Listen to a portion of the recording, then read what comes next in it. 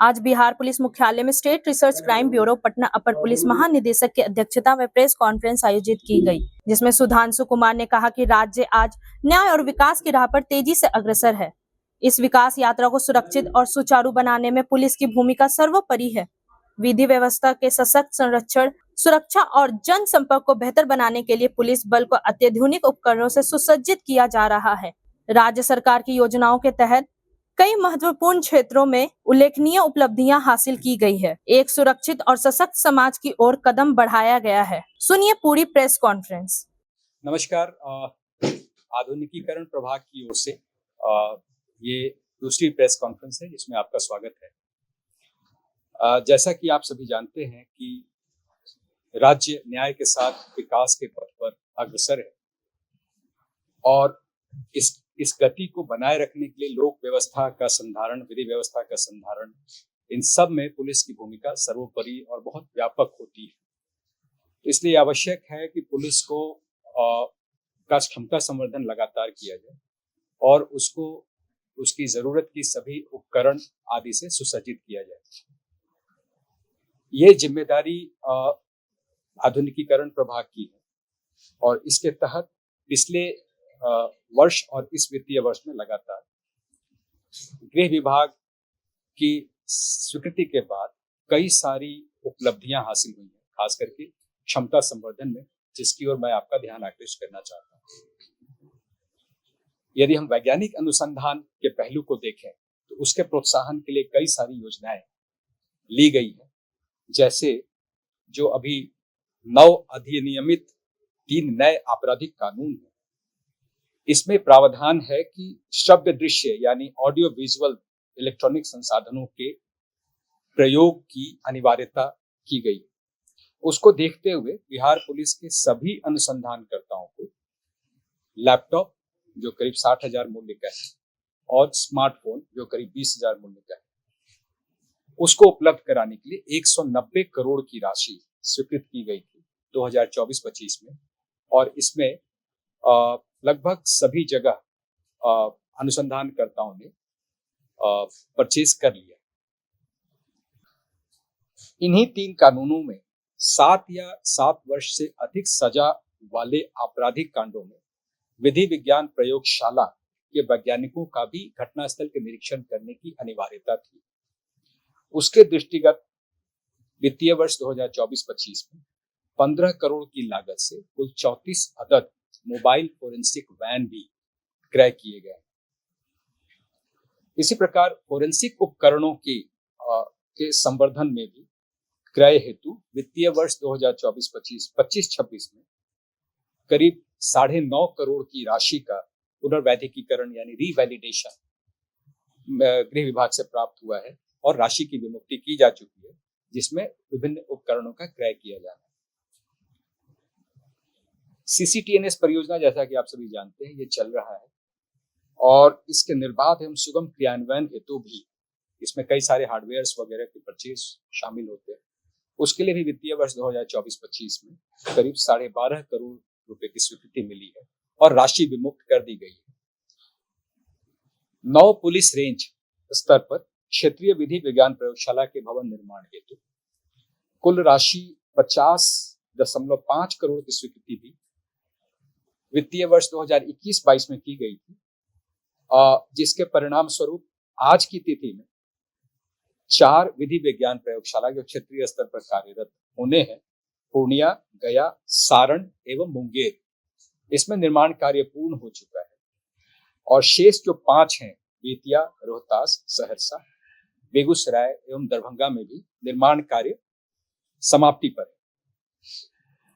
शेष 28 जिलों में, ये तो 9 क्षेत्रीय विधि विज्ञान प्रयोगशालाएं होगी, इसके अलावा शेष 28 जिलों में जिला चलंत विधि विज्ञान प्रयोगशाला के लिए भी भवन निर्माण हेतु कुल राशि स्वीकृति की गई थी 15.17 करोड़ 2022-23 में की गई, जिसमें से 13 का भवन निर्माण कार्य पूर्ण हो चुका है और शेष 15 का भी भवन निर्माण कार्य अंतिम चरणों में है।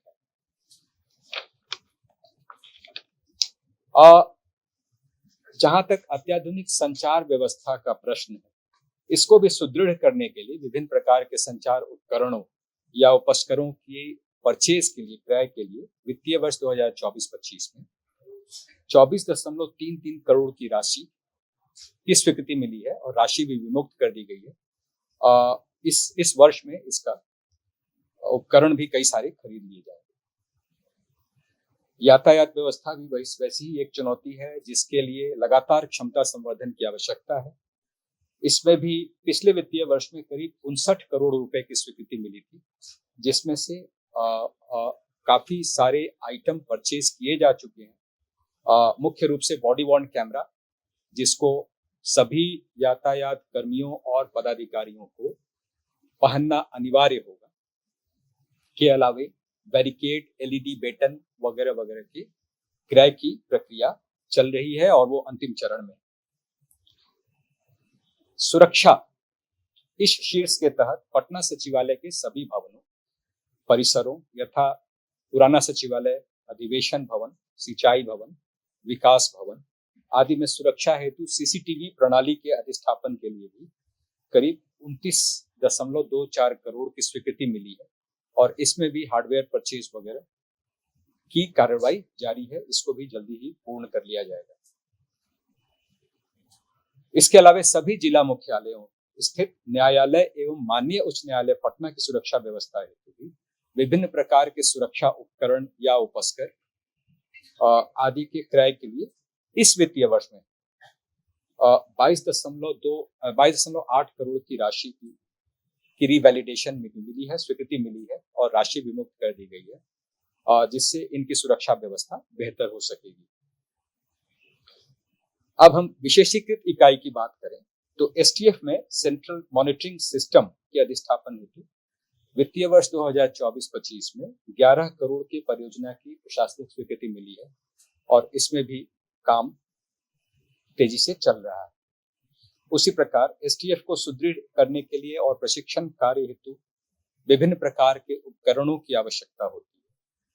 उसके लिए 5 करोड़ रुपए अतिरिक्त विमुक्त किए गए हैं और आतंकवाद निरोध दस्ता, इसको भी सुदृढ़ करने के लिए उसी प्रकार 2025-26 में 13.82 करोड़ की राशि स्वीकृति की गई है और राशि विमुक्त कर दी गई है।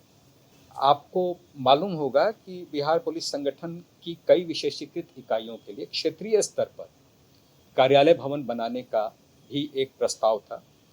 उसमें जो फील्ड फॉर्मेशंस में स्पेशलाइज्ड यूनिट्स को हाउस किया जाएगा, जैसे सीआईडी की विंग वहाँ रहेगी, स्पेशल ब्रांच की विंग रहेगी, एसटीएफ, ईओयू और प्रोहिबिशन की विंग वहाँ उस भवन में कार्यरत रहेगी।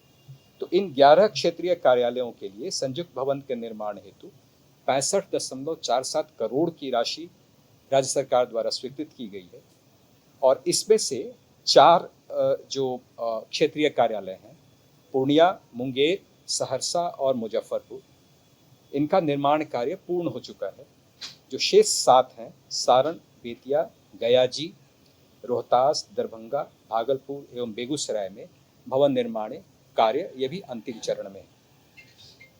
प्रशिक्षण शीर्ष में यदि हम देखें तो बिहार पुलिस अकादमी के लिए विभिन्न प्रकार के उपकरणों के क्रय हेतु इस वित्तीय वर्ष में 2.5 करोड़ की पुनर्वैधीकरण की स्वीकृति और राशि विमुक्ति का प्रस्ताव वो गृह विभाग में भेजा गया है और हमें उम्मीद है कि इस पर भी जल्दी ही स्वीकृति मिल जाएगी। तो इस प्रकार जो बिहार पुलिस के विभिन्न अवयव हैं और विशेषीकृत इकाइयां हैं, उनके क्षमता संवर्धन पर लगातार काम हो रहा है और बहुत प्रायोरिटी के साथ उसमें उपस्कर परिचय, भवन निर्माण, परचेज, भवन निर्माण आदि पर काम चल रहा है, जिससे उम्मीद है कि बिहार पुलिस आने वाले दिनों में नागरिकों को बेहतर सुविधा प्रदान कर सकेगी। धन्यवाद।